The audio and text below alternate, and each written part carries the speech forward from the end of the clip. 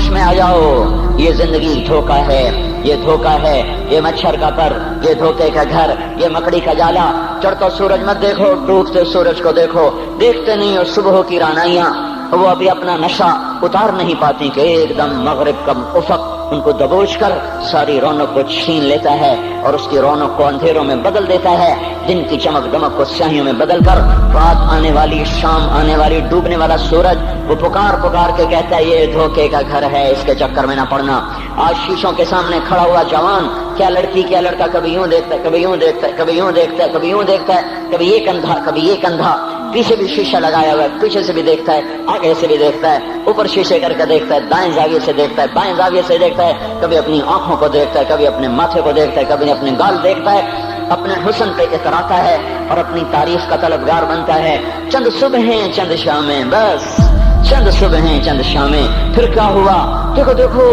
آج مکڑیاں آ گئیں، بڑھاپے کی مکڑیاں آ گئیں اور انہوں نے بڑھاپے کی جھریوں کا تانا بانا بن دیا ہے۔ اب اسے کہتے ہیں شیشہ دیکھو، کہتا میں نہیں دیکھتا۔ آج وہ شیشہ دیکھنے کی سکت نہیں مجھے شیشہ نہ دکھاؤ، یہ میں نہیں ہوں، یہ میں نہیں، یہ تو ہی ہے۔ نہیں میری تو بڑی جوانی تھی، بڑا حسن تھا، میں تو وقت کی زلیخا تھی، میں تو وقت کا یوسف تھا، تو آج دیکھ تو صحیح تیرا ہی چہرہ ہے۔ یہ جھریاں کہاں سے آئیں؟ یہ بڑھاپے کی مکڑیوں نے کس وقت حملہ کیا؟ تو نے تو بڑے زور لگائے تھے کہ بڑھاپا نہ آنے پائے، چہرے کی رونق نہ جانے پائے، لاکھوں قسم کے تم نے میک اپ کے سامان خریدے اور کن کن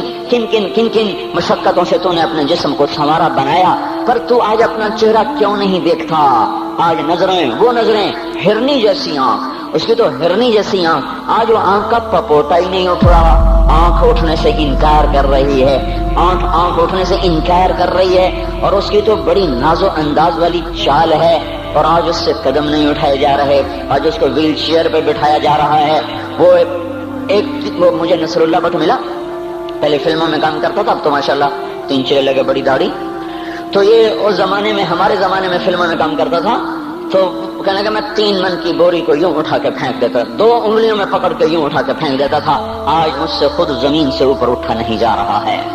ہاں یہ میرے بھائیو، آنے والی صبح اور شامیں وہ اپنے چہرے ہمیں اوپرے نظر آتے، نہیں میں نہیں، تو ہی ہے۔ میری جوانی کہاں گئی؟ اسے دنیا کھا گئی۔ میری رونقیں کہاں گئی؟ اسے دنیا لے گئی۔ میرا حسن کہاں چلا گیا؟ وہ شام کے ساتھ ڈھل گیا۔ میری جوانی کہاں چلی گئی؟ وہ ڈھل گئی رات کے ساتھ، شام کے ساتھ۔ یہاں کا ہر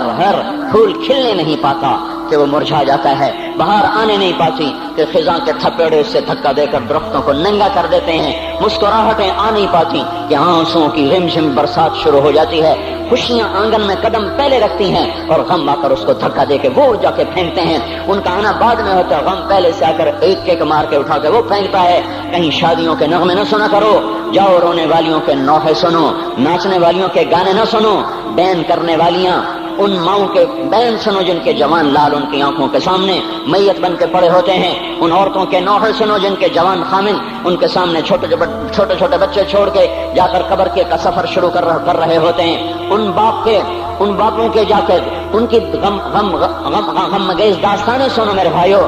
جو خود کہتے تھے یا اللہ مجھے موت دے دے، وہ بیٹھا سسک رہا ہے اور جوان بچہ کندھوں پہ اٹھا کر وہ قبر میں لے جایا جا رہا ہے۔ یہاں کے راگ نہ سننا، دھوکہ کھا جاؤ گے، یہاں کے ہوٹلوں میں نہ جانا،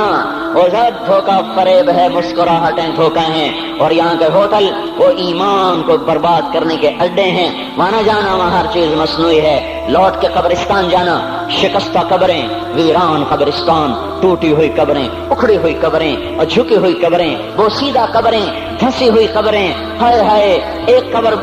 قبر کہے گی میں بھی کبھی کسی کا سر پر غرور تھا۔ میں مانی شریف کے قبرستان سے گزر رہا، ایک جگہ فاتحہ پڑھنے جا رہا، میں قبرستان کے درمیان سے گزرا تاکہ قرآن پڑھتا ہوا دائیں بائیں سب کو ایصال ثواب کرتا جاؤں۔ اللہ کی قسم میں نہیں جانتا کون ہے کیا ہے، ایک قبر نے میرے پاؤں روک لیے، اس کی بے بسی نے، اس کی حسرت نے،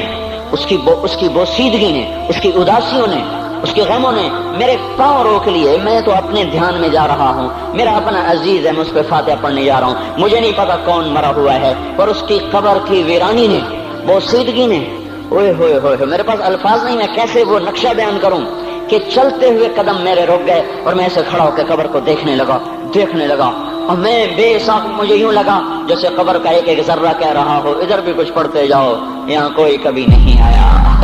ماؤں کو دفن کرنے کے بعد اولادیں بھول جایا کرتی ہیں،